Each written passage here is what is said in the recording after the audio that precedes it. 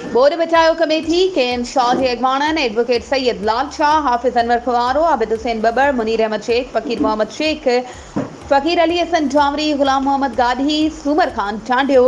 माजिद बुघियो, सुहेल टांडियो, सिराज कोसो ऐं ॿियनि प्रेस कॉन्फ्रेंस कंदे चयो आहे त 2010 बोर्ड खां पोइ दुनिया जे आलमी इदारनि तरफ़ां बंदनि जी सूरतहाल खे बहितर बणाइण लाइ करोड़ें रुपया ॾिना विया,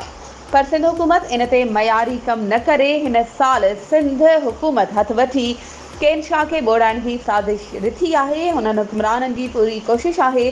त इलाइक़नि खे बोड़ाए माल खाइजे ऐं ईंदड़ इलेक्शन जे लाइ करोड़ें रुपया गॾु कजनि।